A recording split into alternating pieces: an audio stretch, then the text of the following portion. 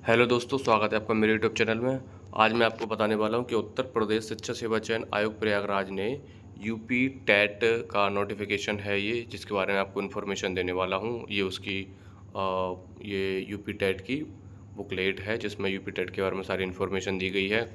तो मैं आपको इसके बारे में थोड़ा सा बहुत ईजिली वे में आपको सारी चीज़ें थोड़ा सा एक्सप्लेन करने की कोशिश करता हूं। और इससे पहले आप मेरे यूट्यूब चैनल को सब्सक्राइब कर लीजिए। अगर फिर भी आपका मन ना करे सब्सक्राइब करने का, तो एक बार पूरी बात को सुन लीजिए, नोटिफिकेशन देख लीजिए, तभी आप सब्सक्राइब करना। ओके, तो ये देख लीजिए, ये आपका 27 तारीख से फॉर्म भरने शुरू हो चुके हैं और 26 अप्रैल 2026 तक ये आपके फॉर्म का लास्ट डेट रहेगा। और अगर आपने जैसे शुल्क समाधान एवं आवेदन में संशोधन की जो अंतिम तिथि रहेगी वो आपकी 1/5 तक रहने वाली है, यानी कि 1 मई तक रहने वाली है।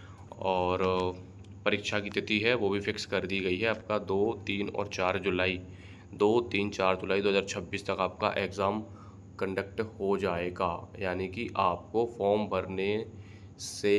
भरने के साथ साथ आपको पढ़ना भी शुरू कर देना चाहिए। ये सबसे इम्पोर्टेंट बात रहेगी। अगर आप आज से पढ़ देना शुरू कर देते हैं तो आप ये टेट क्वालिफाई बहुत आराम से कर जाएंगे।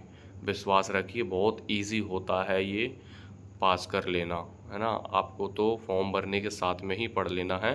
अब फॉर्म भरने के लिए आपको पहले क्या करना होगा, यहाँ पर सबसे पहले आपको एक OTR करना पड़ेगा, यानी कि वन टाइम रजिस्ट्रेशन आपका होगा। और उसके बाद में ही आप अपना फॉर्म भर सकते हैं। और ये आपका 2 फॉर्म है, पेपर 1 और पेपर 2, जिसके बारे में आपको अब सारी डिटेल्स बताता हूँ। ये देख लीजिए। और जैसे पेपर 1 और पेपर 2 है तो इसमें भी फ़ीस का भी बताया गया स्ट्रक्चर है कि जो सामान्य AWS या OBC हैं उनके लिए 1000 पेपर 1 के लिए भी और 1000 पेपर 2 के लिए भी है। और जो SC ST कैटेगरी है उनके लिए 500 पेपर 1 के लिए और 500 रुपये पेपर 2 के लिए है। और दिव्यांग श्रेणी में जो आ जाते हैं उनके लिए 300 रुपया। दोनों में से किसी एक के अगर आप अप्लाई कर रहे हो तो किसी एक के लिए 300 रुपया फ़ीस लगने वाली है। अगर आप पेपर 1 के लिए अप्लाई करने वाले हो, जो कि क्लास 1 से लेकर के 5 तक होता है, तो इसके लिए आपको D.Ed या DLED वगैरह तो आपको चाहिए ही रहेगी। ये कन्फर्म है, आप देख लीजिए। जैसे कि ये भी लिखा है यहाँ पर, देखिए DLED लिखा हुआ है ना। अब यहाँ पर भी आ रहे हो तो यहाँ पर BTC के बारे में बात हो रही है ना। तो ये सारी चीज़ें हैं। अगर आप B.Ed के स्टूडेंट हो, अगर आप देख लीजिए एक बार, अगर आप B.Ed के स्टूडेंट हो तो आप पेपर 1 के लिए अप्लाई नहीं कर सकते, है ना। तो ये वाले सपने छोड़ दीजिए आप।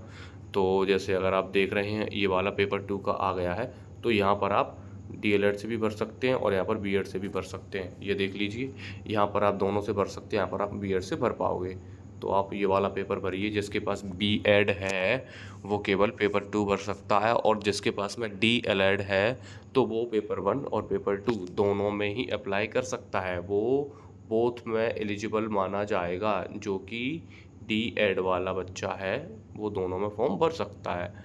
सॉरी, जो B.Ed वाला, सॉरी, जो D.Ed वाला कैंडिडेट है वो दोनों में भर सकता है। और जो B.Ed वाला कैंडिडेट है वो सिर्फ और सिर्फ पेपर 2 में फॉर्म भर सकता है, जो कि 6 to 8 होता है। ओके, अब आगे चलते हैं। ये एलिजिबिलिटी मैंने आपको बता दी है, इससे ज़्यादा आप कोई ज़रूरत नहीं है समझने की। अब ये पेपर है आपका, पेपर देख लीजिए पेपर कैसा क्या है। इसमें क्या होता है कि सारी की सारी चीज़ें अनिवार्य होती हैं पेपर 1 में, जो कि आपके सामने लिखी हुई हैं। अब इसमें जैसे बाल विकास एवं शिक्षण विधि है, इसमें 30 क्वेश्चंस रहेंगे और 30 अंक रहेंगे। वैसे ही आपका हिंदी में भी 30 रहेगा। और जैसे द्वितीय लैंग्वेज होती है उसमें आप क्या कर सकते हैं, इंग्लिश चुन सकते हैं। अगर आप उर्दू चुनना चाहते हो उर्दू चुन सकते हैं। अगर आप संस्कृत चुनना चाहें तो आप संस्कृत भी चुन सकते हैं। ठीक है, ठीक वैसे ही आपका जो मैथ है, तो मैथ में भी आपके 30 क्वेश्चन हैं और 30 अंक हैं। और पर्यावरणीय अध्ययन रहेगा, इसमें भी 30 MCQs रहने वाले हैं और 30 अंक रहने वाले हैं, इनकी 150 MCQs और 150 अंक रहने वाले हैं, ये याद रखिए। और जैसे जैसे अगर आप आते हैं पेपर 2 के लिए, अगर आप पेपर 2 के लिए आते हैं तो उसके लिए ये आपका एग्ज़ाम पेपर की डिटेल है, ये आपका स्ट्रक्चर है। तो इसमें भी सभी अनिवार्य होते हैं, केवल और केवल पॉइंट 4 को छोड़ करके। इसमें क्या होता है कि आपका देखिए कि 1, 2 और 3 ये आपके सबके लिए सेम रहते हैं, लेकिन ये चौथा वाला पोर्शन है ये चेंज हो जाता है। तो यहाँ पर 30-30 और ये भी 30-30 ये रहने वाले हैं। अब इसके बाद में आते हैं अपन यहाँ पर। तो यहाँ पर क्या है कि जब आप चौथे में आ रहे होते तो एक क और ख 2 चीज़ें हैं। अगर आप मैथ से हैं तो आपके लिए मैथ्स और साइंस रहने वाली है। अगर आप सामाजिक विज्ञान यानी सोशियोलॉजी से हैं तो आपके लिए ये रहने वाला है ना? आप जो आप फॉर्म भरने वाले हैं, तो फॉर्म भरते समय पर ही आपको ये चूज़ करना रहेगा कि आप कौन से क्राइटेरिया को फुलफ़िल कर रहे हैं। आप मैथमेटिक्स वाले हैं या आप सामाजिक अध्ययन, सामाजिक विज्ञान, सोशियोलॉजी वाले हैं। तो आपको यहाँ पे चूज़ करना है, वही आपके पेपर में देखने को मिल जाएगा और वो कि 60 नंबर का रहने वाला है, जिसमें अगर मान के चलिए अगर आप मैथ के कैंडिडेट हैं, तो आपको मैथ जो है वो 30 का मिलने वाला होता है और जो साइंस है वो आपका 30 का मिलने वाला होता है ना? तो वैसे ही अगर आप सामाजिक विज्ञान के कैंडिडेट हैं, तो 30 नंबर में आपको सामाजिक अध्ययन मिलने वाला होता है और 30 नंबर में आपको ये चीज़ें मिल रही होती हैं। ठीक है? ऐसी चीज़ें आपकी बँट जाती हैं। अब यहाँ पर 150 मिनट का पेपर होगा आपका और एमसीक्यूज़ होने वाले हैं। नकारात्मक कुछ भी नहीं है। प्रश्नों की संख्या 150 रहने वाली है। पेपर को आप माध्यम मीडियम वो हिंदी भी चूज़ कर सकते हैं, इंग्लिश भी, जैसे भी आपको पेपर देना होगा। और लेकिन उसमें जैसा एक लैंग्वेज होती है जिसमें आपने हिंदी चूज़ किया और दूसरी लैंग्वेज इंग्लिश है, तो आप इनको चेंज नहीं कर सकते, यानी कि ये नो चेंज होते हैं। ओके, ये ध्यान रखना। अब इसमें देख रहे हैं अपन कि कितना क्या अपन को पास होने के लिए लगेगा। अब क्या होता है कि जो टेट होता है, टीचर एलिजिबिलिटी टेस्ट है, यानी कि इसमें क्वालिफाइंग होगा, इसमें कोई मेरिट नहीं है, याद रखना। अब क्या होता है कि 150 में से हमें 60% मार्क्स लाने होते हैं, जो कि 90 हो रहे होते हैं।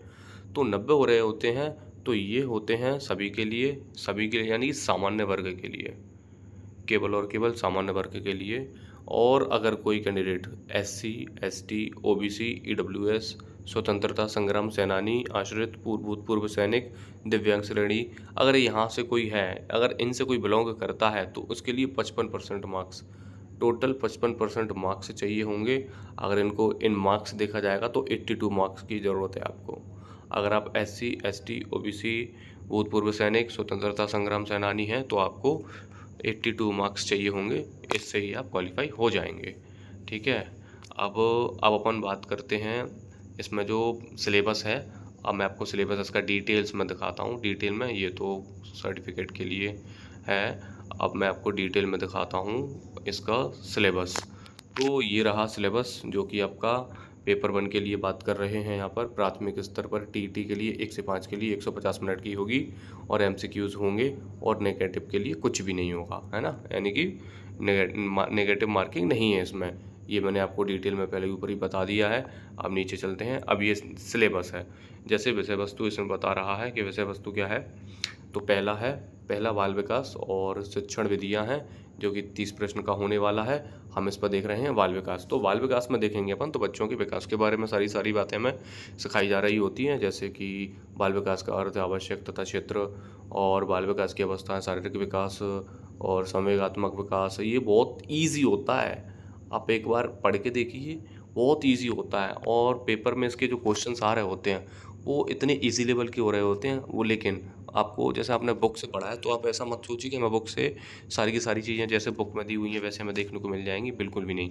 यहाँ पर तुम्हारा जो ब्रेन में जो तुमने पढ़ा, वो तुम्हारे ब्रेन में कितना सेट हो चुका है और तुम्हारा ब्रेन चीज़ों को कैसे समझा, तो तुम्हारी अंडरस्टैंडिंग किस पर, जो तुम्हारी अंडरस्टैंडिंग है, वहाँ पर ये तुम्हारा क्वेश्चंस पेपर क्रिएट करने वाले हैं और वहीं पे आपको ये पेपर को क्रैक करना है। वो तुम्हारे देखना चाहते हैं कि तुम्हारे दिमाग में बच्चों के लिए सोचने की कितनी क्षमता है, तुम बच्चों का कितना अच्छा सोच सकते हो। जो 4 विकल्प रहेंगे उनमें से तुमको एक अच्छा ऑप्शन चूज़ करना जो बच्चों के लिए, बच्चों के पक्ष में हो। मेन बात ये होती है।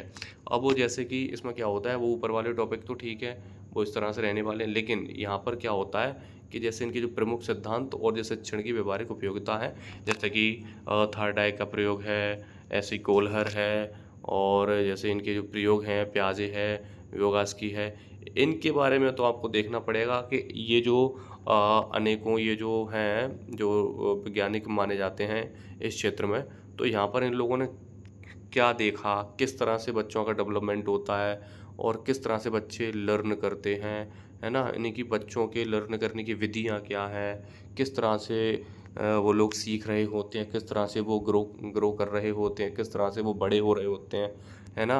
तो ये सारी चीज़ों के बारे में हमको यहाँ पर पढ़ना पड़ता है कि कौन सा वैज्ञानिक किस तरह की चीज़ों के लिए एग्जाम्पल दे रहा होता है ना। अब जो यहाँ पर शिक्षण और शिक्षण की विधियाँ हैं, ये भी बहुत ईजी होती हैं, और ये भी डिटेल्स आप देख सकते हैं यहाँ पर। आप एक बार देख लेना। यहाँ पर मैं आपको बहुत ईजी तरीके से इसको स्क्रॉल करता हूँ, आप इसको देख लेना, पॉज कर करके आप देख सकते हैं। यहाँ पे पॉज कर लीजिए, देख लीजिए।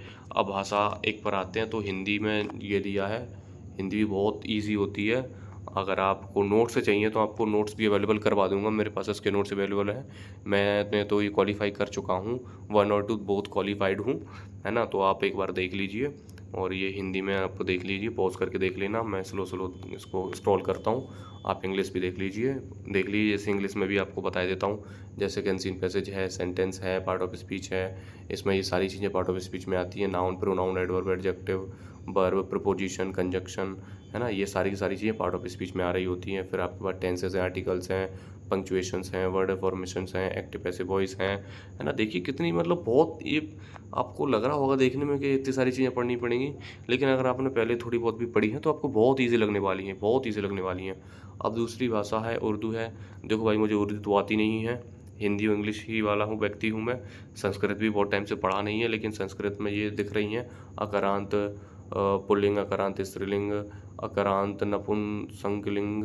अब ये सब चीज़ें मैंने पढ़ी नहीं है, तो मैं बताऊं तो मुझे तो ज़्यादा पढ़ने में ठीक ठाक नहीं लग रही हैं। बाकी आप देख लीजिए, अगर आपका सब्जेक्ट है तो आपको तो देखना ही पड़ेगा, है ना। तो आप एक बार देख लीजिए। मैथमेटिक्स भी देख लीजिए आप, कितना इजी चीज़ें देखिए कि संख्याओं को जोड़ घटाना, भाग, एलसीएम एचसीएफ है, भिन्न है, दशमलव है, एक एक नियम है, प्रतिशत है ना। तो अर्थमेटिक तो बहुत इजी आता है, और ऐसा आएगा जैसे आपने मतलब बच्चों को पढ़ा रहे हों, बिल्कुल बहुत इजी देखने को मिल रहा होता है।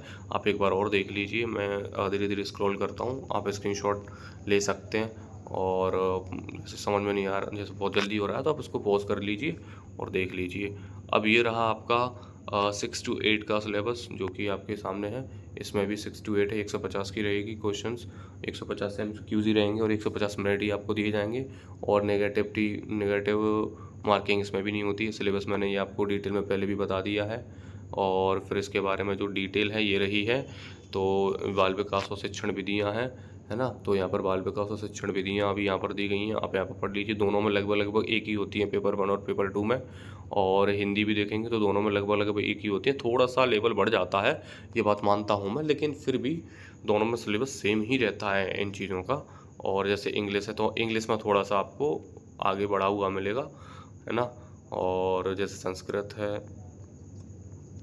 तो जैसे अब मैथ आ गया, तो मैथ यहाँ पर थोड़ा सा डिफरेंट मिलने वाला है, क्योंकि वो आपका पेपर 1 था और ये पेपर 2 है। और पेपर 2 में आपका ये मेन सब्जेक्ट होता है मैथमेटिक्स। तो यहाँ पर चीज़ें थोड़ी सी एडवांस मिलने वाली हैं, जैसे कि बीजगणित हो गया है, बीजीय व्यंजक हैं, है ना। तो यानी कि आपको यहाँ पर ये भी चीज़ें देखी है, चक्रीय चतुर्भुज देखने को मिल रहा है, वृत्त मिल रहा है, वृत्त की स्पर्शज्या, स्पर्श रेखाएँ, बैंकिंग, ये भी पढ़नी पड़ती हैं इसमें, है ना। तो ये भी बहुत ईजी होती हैं। आप इनको एक बार देखेंगे तो आपको चीज़ें बहुत ईजी लगने लग जाएंगी। आप एक बार अच्छे से इनको देख लेना। अगर आप चाहें कि अगर आपको कोई बुक सजेस्ट करूं तो आप बता देना। मेरे पास जो बुक्स हैं, मैं इनके बारे में भी आपको नेक्स्ट वीडियो में सारी की सारी डिटेल्स बता दूंगा कि आपको कौन सी बुक से पढ़ना चाहिए, कौन सी बुक से समस्याएं हो सकती हैं, और कौन सी बुक से आपको बहुत ईजीली आप इसको क्वालिफाई कर पाएंगे, तो मैं आपको वो बता दूंगा। और एक बार इनको देख लीजिए। मैं सारी डिटेल्स बताऊंगा तो वीडियो बहुत बड़ा हो जाएगा। ओके, ठीक है। तो आप चैनल को सब्सक्राइब कर लीजिए, लाइक भी कर दीजिए अगर आपको वीडियो अच्छा लगा हो तो। और अगर आप चाहते हैं कि मैं आपको कोई बुक सजेस्ट करूं, या और जैसे कुछ चीज़ें आपको समझ नहीं आ रही हैं, कुछ चीज़ें आपकी अंडरस्टैंडिंग नहीं हो पाई हैं, तो आप मुझे कमेंट करें, मैं आपको उनके बिल्कुल सॉल्यूशन दूंगा, है ना। आप बिल्कुल मित्र समझें और चैनल को सब्सक्राइब ज़रूर करें, है ना। Thank you so much.